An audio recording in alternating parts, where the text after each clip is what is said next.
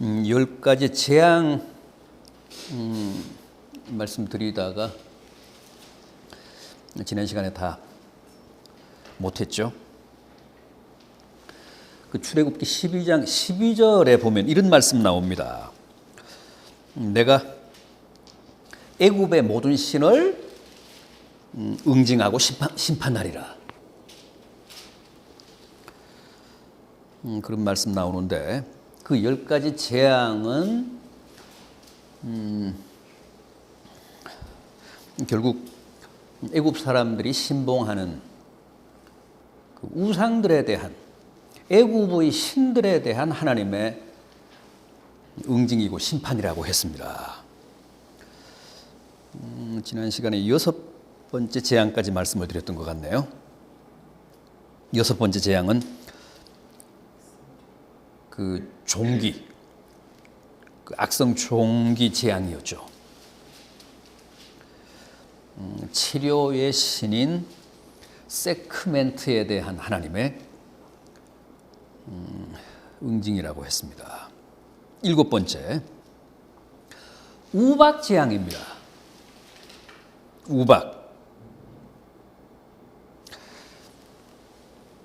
우박 재앙은 애굽의 유명한 여신입니다. 누트를 친 건데 이제 하늘의 여신입니다. 비, 우박 이런 것들을 지배하고 관장하는 애굽의 누트라는 신. 애굽 사람들이 풍요로운 삶을, 그 자연재해를 당하지 않고 풍요로운 삶을 살아가도록 축복하고 지켜주는 하늘의 여신 누트를 응징을 한 거죠. 그래서 애굽 전역에 우박을 내려서 초토화했습니다. 그게 7번째 재앙입니다. 그다음 8번째 재앙은 뭡니까? 메뚜기 재앙. 세네헴이라는 신이죠. 메뚜기 형상을 가진 세네헴. 수확과 풍요의 신입니다. 애굽 사람들이 아주 풍요로운 삶을 살았는데 그걸 지키고 보장해주는 세네헴이라는 메뚜기 형상의 신.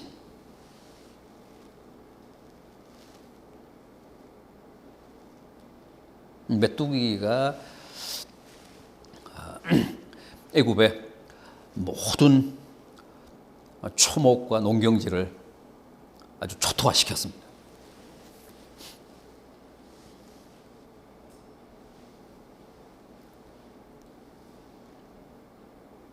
아홉 번째 재앙은요, 흑암 재앙. 태양의 신 라에 대한 하나님의 심판.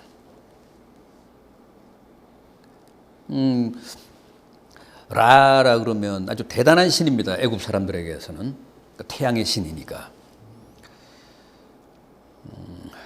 그 신을 하나님이 살해한 거죠. 그래서 졸지에 대낮인데도 흑암이 내렸습니다.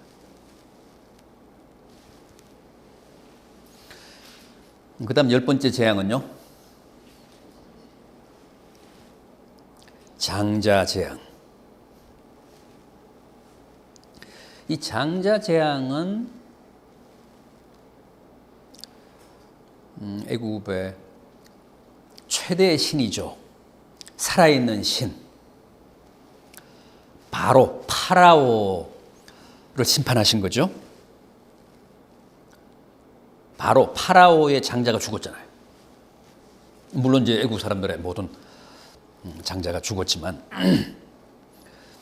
그 파라오는 우리가 왕의 그 이름이라 그러지만 애굽 사람들에게는 파라오는 최대 신이에요. 그러니까 산자를 지배하는 신이 파라오야. 바로라고, 바로. 이 바로가 죽으면 뭐가 돼요? 오시리스가 되잖아. 죽은 사람들을 지배하는 신. 살아있을 때는 파라오고 죽으면 오시리스야. 죽은 자를 지배하는, 통치하는 신.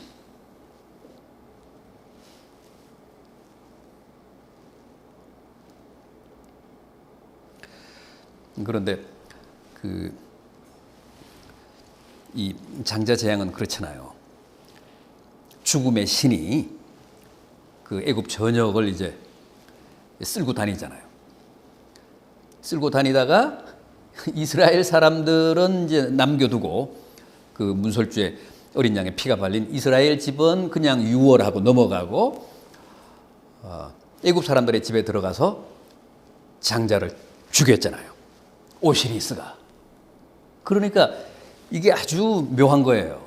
이 마지막 이 장자 재앙은 애굽 사람들을 지키고 안녕을 보장해 주는 그 파라오의 장자도 죽었고, 그 다음에 사자들을 지켜주는 그 애굽 사람들의 죽음의 신 오시리스가 결국은 애굽 사람들을 다, 애굽 사람들의 장자를 다 죽이는, 결국은 그 파라오를 하나님이 심판하시고 응징하신 사건이 바로 이 10번째 재앙이에요. 가장 그 데미지가 강력했던. 9번째 재앙까지도 굴복하지 않았는데 결국은 이제 장자 재앙, 이 10번째 재앙에서 이제 항복을 하잖아요.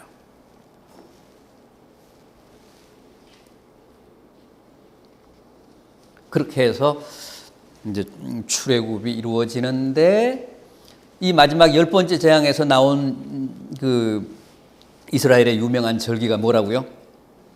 유월절이잖아요. 유월절.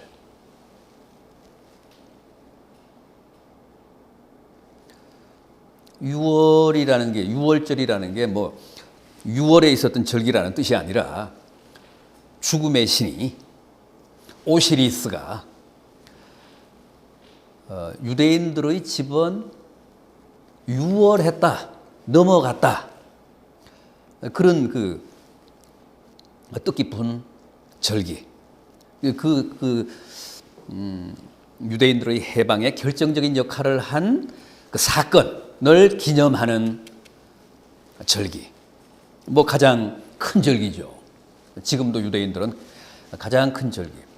우리가 뭐 광복절을 민족적인 큰 절기로 지키듯이 이 사람들도 출애굽을 기념하는 430년간의 애굽의 종살이에서 해방되는 그런 사건을 기념하는 절기, 유월절. 그 기원은 정확히 모세를 통해서 하나님이 애굽 땅에 내리신 그 10가지 재앙 가운데 마지막 10번째 재앙, 그 장자 재앙과 연관이 있습니다. 하나님의 그 구속사적인 경륜은 참 오묘합니다. 그거는 그냥 이스라엘 민족들이 애굽 땅에서 뭐 이렇게 그 해방을 하기 위해서, 그 뭐 이렇게 노연하기 위해서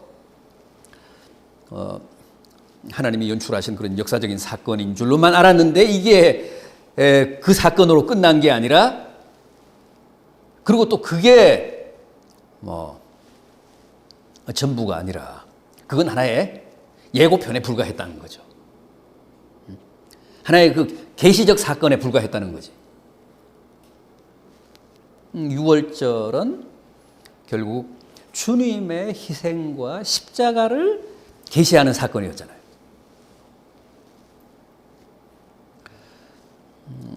유대인들의 유월절이라고 하는 역사적 사건은 주님의 십자가로 말미암아 구원받은 우리 모든 믿는 자들의 그 구속사적 사건을 계시하는 그런 사건이었다는 거죠.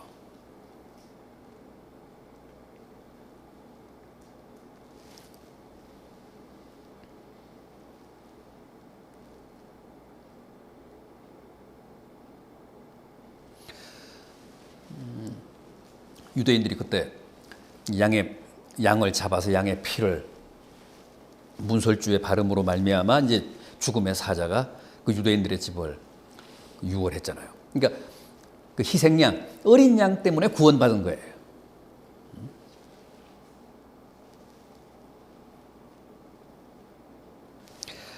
그 어린 양의 희생을 통해서 그 피로 인해서 종살이하던 애굽에서 이제 해방이 된 겁니다. 구원을 받은 겁니다. 그래서 이제 가나안을 향해 진군할 수가 있었습니다.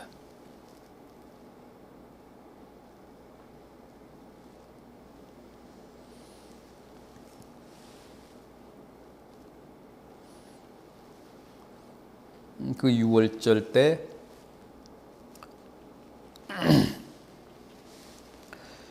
희생된 어린 양이 바로 주님이시라는 거죠. 주님도 유월절 지키기 위해서 예루살렘에 올라가셨다가 정확히 유대인들이 그 양을 잡아서 문설주에 바른 그날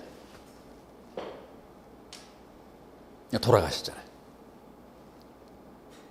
토요일 안식일 전에, 토요일부터 안식일부터 이제 유월절이 시작이 되는데, 그래서 금요일 날 주님이 희생됨으로써 성금요일이 됐잖아요. 그때 유대인들이 그 양을 잡아서 문설주에 바른 거예요. 정확하게 이제 그날 주님도 십자가에서 피를 흘리셨습니다. 그 피로 인해서 그 주님의 그 희생의 피가 우리의 그 이마에 발리고 또 우리 가정의 그 문설주에 칠해짐으로써 우리가 오늘 구원에 이르게 된 거죠.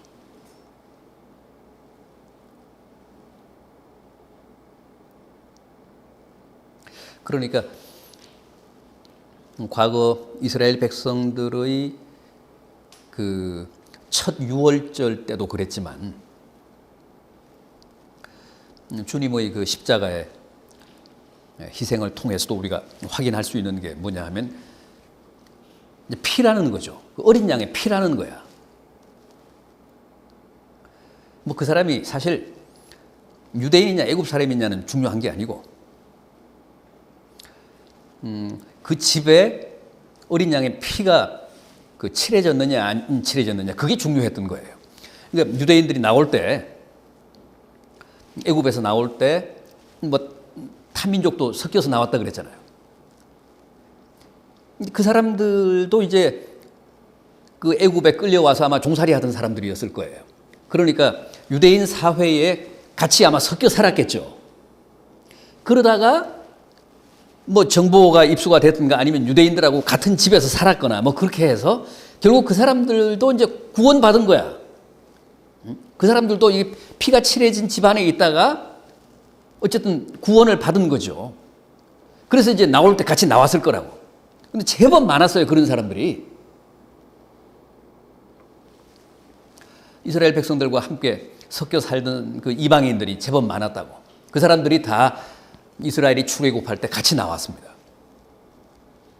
그 사람들이 항상 뭐 불평도 하고 원망도 하고 뭐 모세에게 대들기도 하고 그랬다고 그랬잖아요.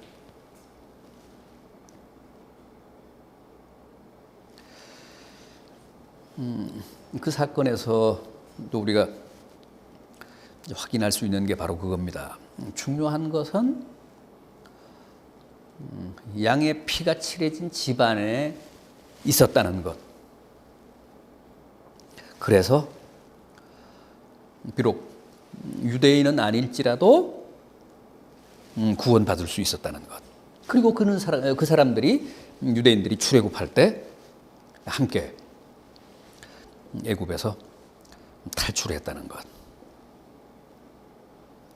그래서 주님의 피, 그 어린 양의 피가 유월절 사건에서는 대단히 중요한 역할을 했다는 거죠.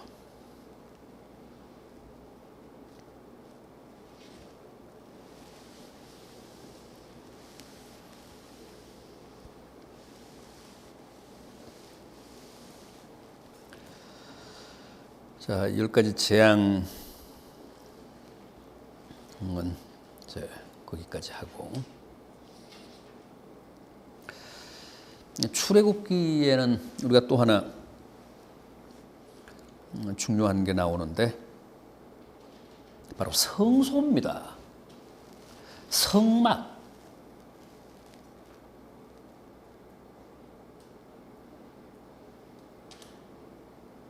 성막, 회막,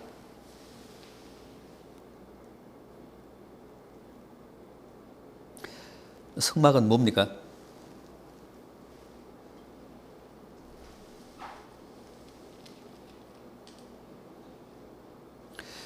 이게 출애굽기 25장, 26장에 나오는 얘기인데,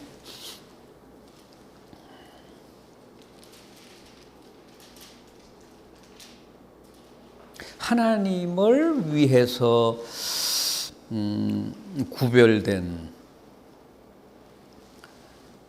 거룩한 처소, 하나님의 임재를 상징하는 성역, 이게 이제 성소죠. 우리가 이제 성막, 회막을 성소라고 하는데, 거룩한 처소라고 하는데, 출애굽기 25장 한번 볼까요? 25장 8절, 9절 한번 보십시오. 8절, 9절 한번 보십시오. 25장 8절, 9절. 내가 그들 중에 거할 성소를 그들이 나를 위하여 짓되, 물은 내가 내게 보이는 모양대로 장막을 짓고 기구들도 그 모양을 따라 지을지니라. 이게 이제 성막이죠.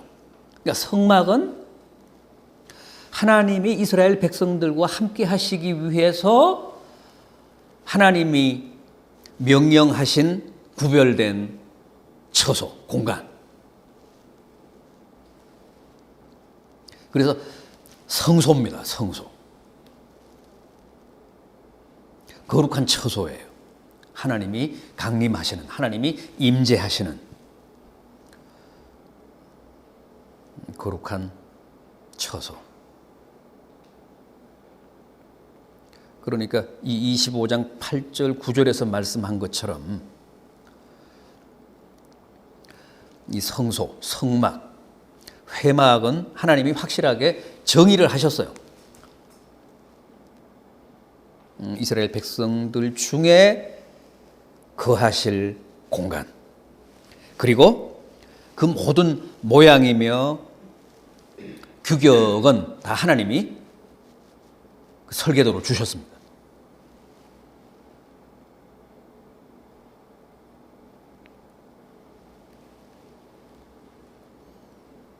아주 엄격한 그런 설계가 있는데, 이제 규격이 있고, 또 그 성소에 쓰이는 여러 이제 성물들의 그 모양이며 재질이며 이런 것들을 하나님이 다 율법으로 주셨습니다. 그대로 이제 하라는 거예요.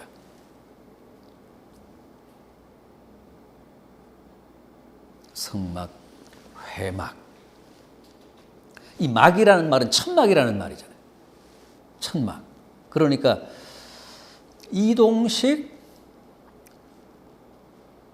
그 성전입니다. 이동식 그 성전. 천막 성전, 천막 성전. 이건 이제 광야에서 주신 것이고, 이제 광야에서부터 이미 이걸 명령을 하셨기 때문에, 광야는 붙박이로 사는 곳이 아니라 끊임없이 이제 이동을 했잖아요. 그러니까 이렇게 천막식으로 만들 수밖에 없었습니다. 성전의 전신입니다.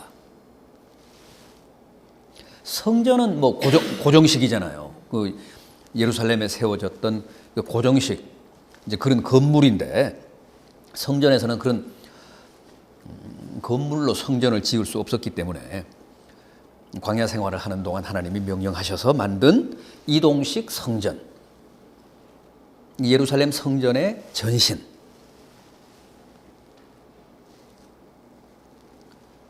물론 이제 규격은 다르지만은 그 구조는 그 성전과 같습니다.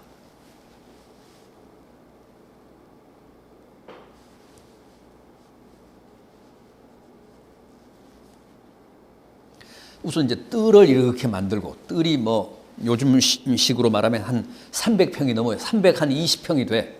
320평의 이제 뜰을 만들고,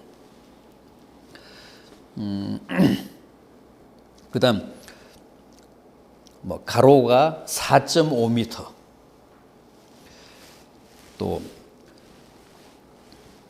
세로가 13.5m.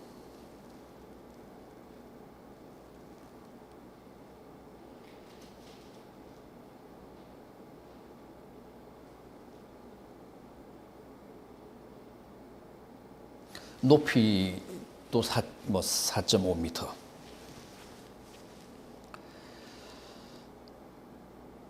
이렇게 그 막을 만들고, 그 다음에 이제 그 안에 이렇게 2등분을 하잖아요. 2등분을 해가지고 뭐가 있죠?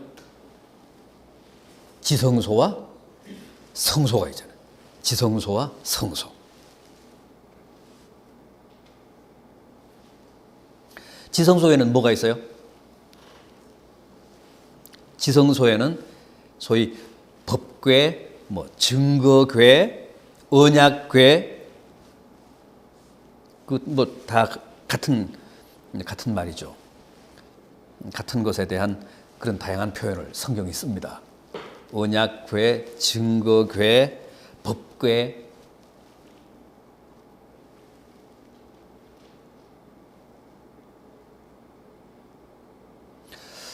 이 법궤는 가로가 1m 13, 그러니까 113cm예요. 한 이 정도 되겠네. 한 이 정도 되겠네요. 이렇게 이제 가로가. 그리고 세로는 75. 그러니까 세로와 높이가 같아. 75cm.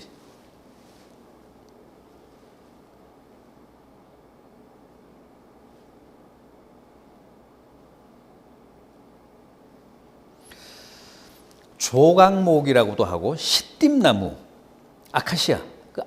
딱 그냥 우리나라에 있는 아카시아하고는 좀 다른데 어쨌든 그 아카시아 나무, 조각목 혹은 시띠나무라고도 하죠.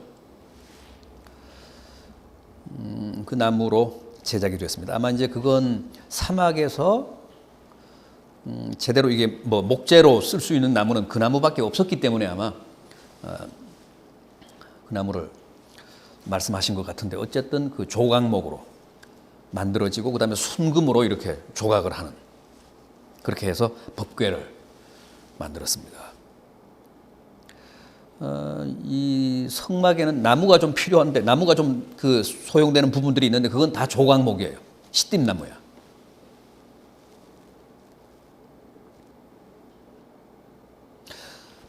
지성소 안에 그 법궤, 언약궤 안에 뭐가 들어가요?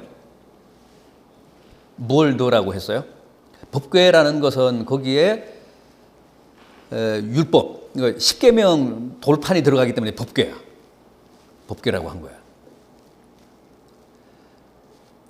그러니까 십계명 돌판 2개, 또 만나를 담았던 항아리,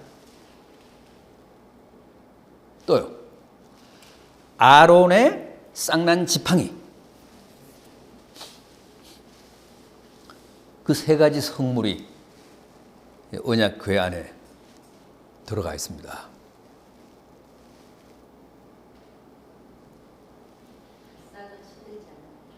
시들죠. 시들지. 그러니까 이제 싹이 난 지팡이를 넣기는 했겠지만 이제 그게 뭐 그 조화가 아니니까. 네. 그냥 두고 이제 이스라엘 백성들로 하여금 그 하나님의 계명과 또 하나님의 은혜와 또 그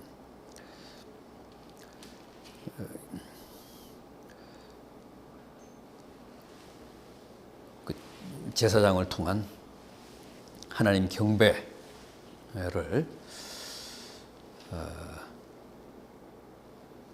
교훈하시기 위한 그런 목적으로 언약궤의 그 세 가지 십계명, 돌판, 만나, 아론의 쌍난 지팡이를 보관하게 하셨습니다. 그리고 이제 언약궤와 언약궤가 있는 지성소와 성소 사이에는 그 휘장이 가려져 있었습니다.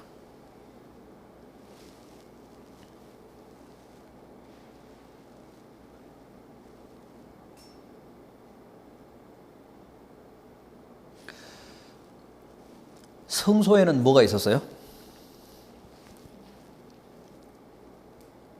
성소에는 그 휘장 앞에, 그러니까 지성소를 보고 거기에 이제 향단이 있었어요.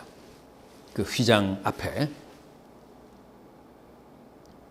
그러니까 지성소를 향한 방향으로 향단. 그래서 늘 거기에 향이 피어오르게 했습니다. 그 향단은 뭘 상징한다고요? 성도들의 기도. 그 다음에 향단을 중심으로 우측에는요, 떡상이 있잖아. 떡상.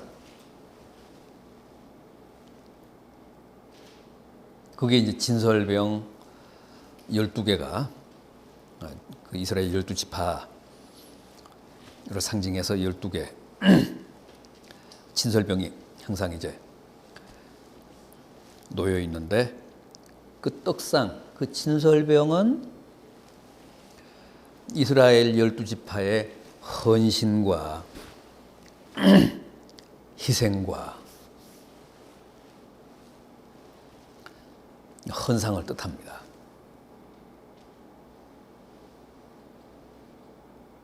그 다음에 향단을 중심으로 좌측에는 뭐가 있었어요?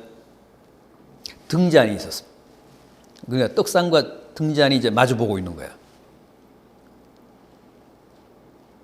등잔은 이스라엘 12지파의 빛된 삶을 말합니다. 떡상은 하나님 앞에서 늘 헌신적인 삶을 살겠습니다. 하나님의 기쁨과 영광을 위해서 희생하며 살겠습니다 하는 이제 뜻이 의미고, 좌측에 있는 등잔은 이렇게 하나님의 자녀들답게 항상 빛을 발하며 살겠습니다.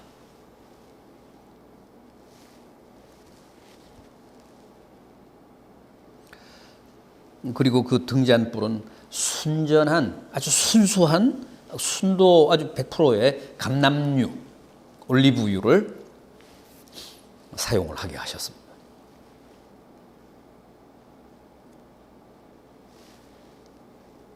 그 다음에 이제 성소에서 뜰로 나왔어요. 뜰로 나오면 뭐가 있죠? 그러니까 성전 뜰에 이제 들어서서 성소로 들어가기 직전에 뭐가 있어요? 대야가, 물두멍이 있잖아요. 물두멍. 거기서 반드시 씻고 성소로 들어가야 돼. 제사장도.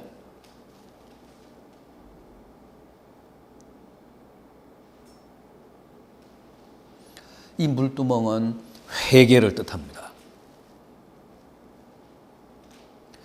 이것도 이게 이제 중요하잖아요. 왜냐하면 이미 물두멍에 온 사람들은 번제단을 거쳐서 왔거든. 번제단을 통과해서 왔다고. 그러니까 속죄의 제사를 바친 뒤에 물두멍에 이제 도착을 해요. 그런데도 거기서 다시 회개를 해야 돼. 번제단에서 물두멍까지 오는 사이에 그 죄를 다시 씻어야 된다고. 씻고서야 이제 성소로 들어갈 수 있습니다.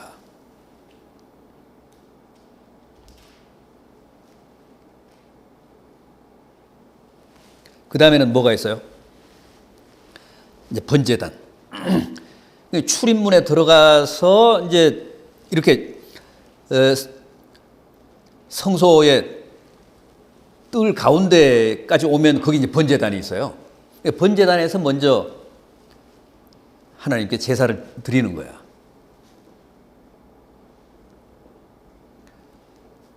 번제단은 뭐 속죄, 그다음 대속을 의미하죠.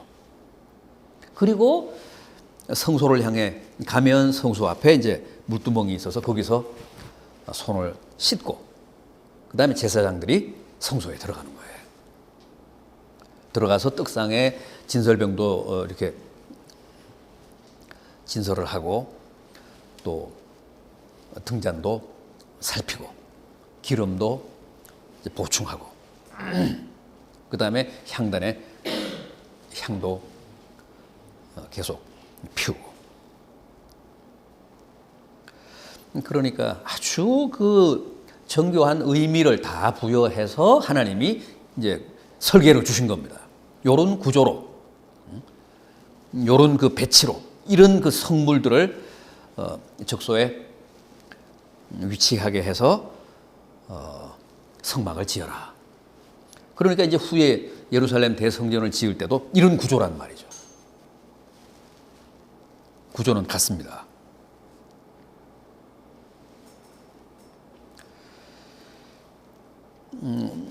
시간이 다 됐는데 하나만 더 보죠. 그러니까 애굽, 출애굽, 광야, 요단강, 그다음 가나안이잖아요. 이 출애굽기의 그 여정이 그렇습니다. 애굽, 출애굽, 광야, 요단강, 가나안. 애굽은 뭐라고요? 세상. 우리가 옛날에 세상에서 애굽에서 그 죄의 노예 노릇을 했잖아요. 종살이를 했잖아요. 그래서 이제 출애굽은 십자가 사건, 유월절 사건으로 인한 구원이잖아요. 유월절 사건으로 인한 구원. 그다음 광야는요. 교회 생활. 이 광야 여정이라는 것은 지금 교회 생활이에요.